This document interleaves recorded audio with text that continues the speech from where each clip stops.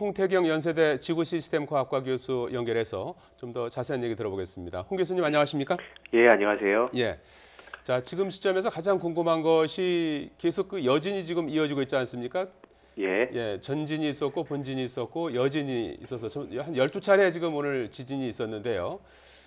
앞으로 추가로 여진이 발생할 가능성이 있는 겁니까? 어떻게 보시고 계시나요? 네, 규모 5.4 정도 되면 여진이 따라오는 것이 상례고요. 예. 더군다나 이 경주 지진, 작년에 발생했던 경주 지진의 예를 보게 되면 규모 5점대 지진이면은 길어야 한 3, 4개월 정도의 여진이 지속이 되지만 예. 경주 지진 같은 경우도 1년여에 걸쳐서 여진이 발생을 했거든요. 예. 그래서 이번 지진 같은 경우에도 마찬가지 특징 등을 보이고 있기 때문에 상당히 오랜 기간 여진이 이어질 가능성이 있습니다. 예. 더군다나 한반도는 오랜 기간 동안에 여러 곳에 응력이 누적되어 온 상황이기 때문에 이 응력들이 이번 포항 지진에 의해서 배출되는 효과를 받게 되면은 여진은 지속적으로 발생할 가능성도 배제할 수 없습니다. 예. 지나치게 저희가 불안감을 가질 필요도 없지만 또 정확한 상황을 파악을 해야 될 것 같은데요.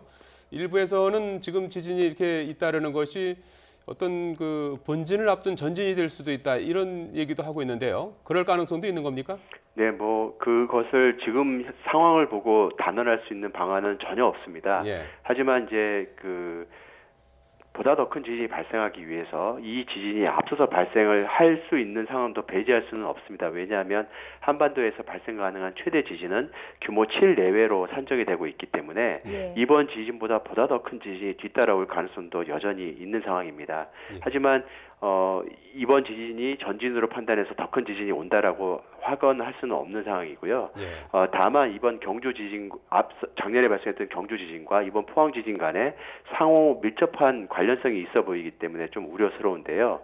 이번 작년에 발생했던 경주 지진에 의해서 응력이 추가된 방향에 존재하는 곳이 바로 포항이고 경주 지역으로부터 북동 방향으로 40여 킬로 떨어진 지역에서 이번에 지진이 발생한 것입니다. 이번 지역은 경주 지진에 의해서 응력이 누적된 지역이 해당되는 거고 제가 작년에도 지속적으로 추가 지진이 발생할 곳이라고 지목했던 지역 중에 하나거든요. 예, 그러셨더라고요. 예, 그곳에서 지진이 발생을 했기 때문에 우려스럽고요. 그다음에 이번 포항 지진 때문에 또 다른 응력이 주변 지역에 쌓이게 되고 작년에 쌓였던 응력과 더해지기 때문에 여러 지역에서 응력이 배가 된 지역들이 나타나고 있습니다. 이 배가 된 지역을 중심으로 해서 보다 강력하고 큰 여진이 발생할 가능성도 배제할 수가 없는 겁니다. 예, 앞으로 더 큰 지진이 일어날 가능성을 배제할 수 없다 이런 말씀을 해주셨는데 작년 경주 지진을 좀 되짚어 보면 5.8의 강진이 일어나기 일주일 전에 5.1의 지진이 있었거든요. 그러니까 이 경주 지진과 연관성을 볼 때 앞으로 어느 정도 좀 저희가 예의주시하면 향후 여진인지 지금이 본진인지 알 수 있을까요? 예, 여진이 어느 정도까지 더 길게 발생할 것이냐는 지극히 그 지역 환경에 달려 있는데요. 지진학적으로 따져보자면 이 추가된 응력이 영향을 미치는 기간이 길게는 수년 동안 지속되기도 합니다. 그래서 이번 지진에 의해서 쌓인 응력이 미치는 영향력을 고려를 해보면은 몇 년 후에도 또 다른 큰 지진이 발생하더라도 이상할 게 없는 상황이거든요. 그래서 이게 하루 이틀로 해서 이 위험이 사라질 게 아니기 때문에 해당 지역에서는 굉장히 좀 우려와 걱정이 많은 나날들이 지속될 거라고 생각이 돼서 걱정스러운 상황입니다. 예. 기상청이 오늘 처음에는 규모를 5.5로 발표했다가 5.4로 지금 하향 조정돼 있는 상태 아닙니까? 네. 예. 이렇게 혼선이 발생한 이유는 뭐라고 보십니까? 예, 최초에 지진 규모를 산정할 때는 이 몇 개의 관측소를 통해서 신속하게 이제 지진 경보 형태로 발령을 내게 되거든요.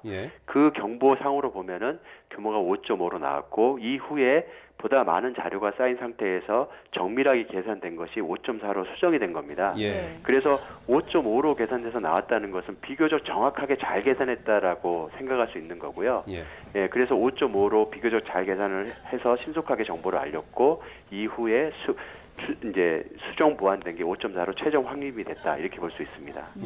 그런데 지난번 경주 지진보다 규모가 작은데도 불구하고 이번 포항 지진의 경우에는 전국에서 감지한 분들이 더 많았습니다. 그 이유를 저희가 어떻게 분석할 수 있을까요? 네, 이 경주 지진에 비해서 포항 지진은 규모가 0.4 정도 더 작고요. 예. 그러면 이 규모가 0.2씩 차이가 날 때마다 에너지는 2배씩 차이가 나기 때문에 0.4가 차이 나면 에너지는 4배가 차이가 나게 됩니다. 예. 그래서 이 포항 지진은 작년에 발생했던 경주 지진에 비해서 4배 더 작은 지진이라고 할 수 있거든요. 예, 그럼에도 불구하고 경주 지진은 지하 11km에서부터 16km 사이에 발생한 지진이고 예. 이번 포항 지진은 지하 9km 정도에서 발생한 지진으로 평가되고 있거든요. 예. 그러니까 깊이가 얕은 곳이다 보니까 비록 규모가 작더라도 지표에 큰 영향을 보다 더 큰 지진동을 만들어낸 겁니다. 예. 지표에 지진동을 영향을 미치는 것은 당연히 지진 규모가 클수록 더 영향을 미치지만 지표까지 전달되는 길이가 짧을수록 에너지가 많이 줄어들지 않는 상태로 전달이 되거든요. 예. 더군다나 한반도는 그 지질학적으로 굉장히 오래된 땅으로 구성되어 있습니다. 예. 이 프리캠브리안 지역이라고 해서 지질학적으로 가장 오래된 땅에 해당되는데 이런 땅을 전파하는 지진파는 먼 거리를 가더라도 에너지가 많이 줄어들지 않은 상태로 전파가 됩니다. 예. 그래서 이 포항에서 수백 킬로 떨어진 이 수도권 지역까지도 에너지가 잘 전달되게 됐고 그로 인해서 많은 사람들이 느낄 수 있는 상황이 됐던 겁니다. 예. 지진으로 인한 피해가 이제 규모가 결정적이지만 이제 깊이에 따라서도 피해의 규모가 달라질 수 있다 이제 이런 말씀이신데요. 네.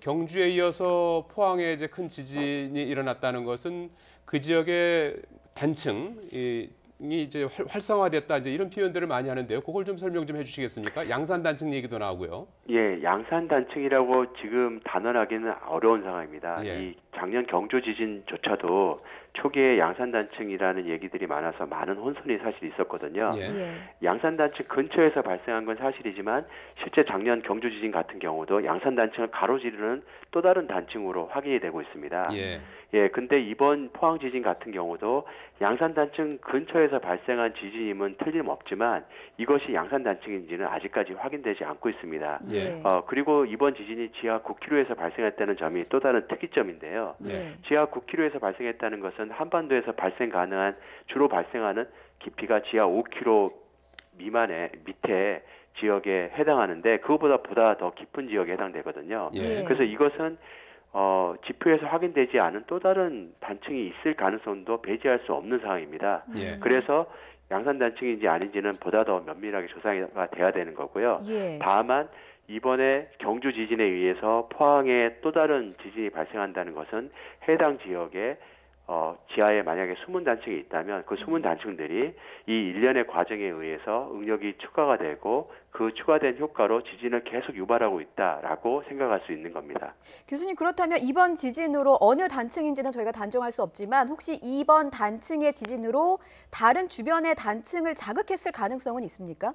네, 이론적으로는 가능합니다. 그 지진이 발생하게 되면 주변 지역에 응력을 쌓아놓게 되고 그 쌓인 지역에 해당하는 단층이 있다면 예. 그 단층은 분명히 영향을 받을 수 있는 공산이 있습니다. 하지만 이 응력이 쌓인다고 해서 모든 단층이 반응하는 건 아닙니다. 이 단층이라는 것은 단층의 방향과 이 주양에 따라서 응력이 어느 방향으로 추가되는지에 따라 서로 다르게 반응을 하게 되거든요. 예. 그래서 해당 지역에 단층이 있다고 해서 항상 반응하는 건 아니기 때문에 이 지역에 해당 지역에 응력이 응력이 추가된 지역에 단층이 있다고 해서 항상 위험하다고 단정할 수도 없는 겁니다. 예. 지금 배가 된 응력이라는 표현을 많이 해주셨는데요. 작년에 이제 경주에서 오늘 이제 포항에서 역대 가장 센 지진이 작년에 경주에서 발생했고 오늘 이제 역대 두 번째로 강력한 지진이 발생했는데 또 다른 그 가능성이 있는 지역을 꼽는다면은 어디를 예상해 볼 수 있겠습니까? 일단 지금 저희가 이제 긴급하게 저희 연구실에서 계산을 해보면 지금 이 경주 지진과 이 포항 지역은 서로 연결하면 북동 남서 방향으로 연결되는 지역이고요. 그 지역의 연장선상에 있는 지역들, 즉 포항 앞바다 지역과 울진 앞바다 지역까지 연결되는 지역에 응력이 증가되어 있는 상황이고요. 그다음에 포항과 경주 사이 지역에 응력이 굉장히 많이 배가가 되어 있는 상황입니다. 그다음에 이 경주 지역의 남서 방향으로 또 응력이 배가되어 있는 상황이고요. 그다음에 각각 포항과 경주 지역의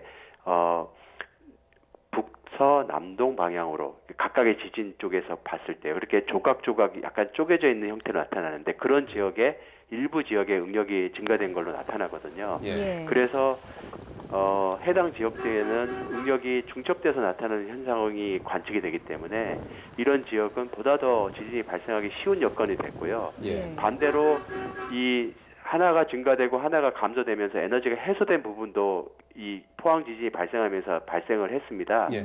예, 그런 지역들은 앞으로는 조금 더 안전한 지역이 됐다고 얘기할 수도 있습니다. 그 지역도 좀 말씀해 주실 수 있겠습니까? 예, 그 해당 지역은 지금 조사 결과죠? 그렇습니다. 예. 지금 이제 일단 계산해서 나온 지역인데요.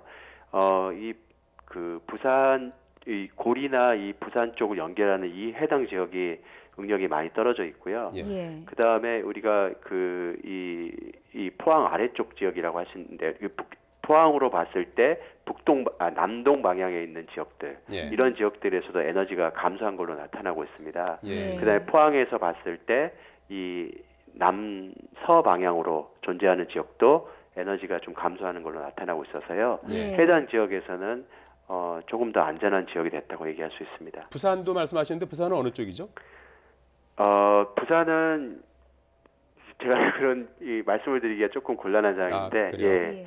부산은 현재 약간 유보적이라고 할 수 있습니다. 그렇군요. 예. 혹시 수도권에서 비슷한 강진이 일어날 가능성에 대해서는 어떻게 보고 계십니까? 예, 이번 지진에 의해서 수도권에 강진이 뭐 발생할 가능성이 높아졌다 낮아졌다 얘기할 수는 없습니다. 왜냐하면 예. 수도권은 멀리 떨어져 있기 때문에요. 하지만 동일본 대지진 이후에 한반도가 지진에 대해서 굉장히 취약한 지역으로 발달한 건 사실입니다. 예. 지진이 굉장히 빈발하는 지역이 됐고 더 이상 안전지대가 아니다. 그렇습니다. 실질적으로 지진 발생 빈도가 지금 그렇게 나타나고 있습니다. 예. 그리고 역사 기록물을 보게 되면은 수도권 이론을 중심으로 해서 지진 규모가 7 내외로 관측이 되고 있거든요. 예. 이런 지진들은 수도권 이론에서는 발생할 가능성이 높아 보이는데 동일본 대지진 이후에 그 약화된 지각 현상이 나타나기 때문에 이런 현상이 수도권에서 지진을 유발하는 현상으로 발현될 가능성이 있기 때문에 수도권 일대에서 지진이 발생하더라도 이상하지 않은 상황인 겁니다. 아하, 그렇군요. 또 지금 오늘도 현재까지는 이제 별 문제가 없고 이제 안전한 걸로 이렇게 확인이 되고 있습니다만 원전지대가 있지 않습니까? 네. 예, 원전지대 같은 경우에는 어떻게 지금 조사 결과 나타났습니까? 예, 그 원전 지역 같은 경우에는요. 예. 지금 고리가 한 40여 킬로 떨어져 있는데요. 예. 이들 지역에서 원자력 안전위원회에서 발표한 결과에 의하면은 비교적 지진동이 약하게 관측이 돼서 그 안전운행 정지 기준에는 못 미치는 것으로 지진동이 관측됐다고 나왔거든요. 예. 그런 측면에서는 상당히 다행스러운 측면이라고 할 수 있고요. 예. 그보다 이제 더 멀리 떨어진 이제 울진이나 월성 같은 경우에는 그보다 더 낮은 지진동이 나왔을 거라고 예상을 하고 있습니다.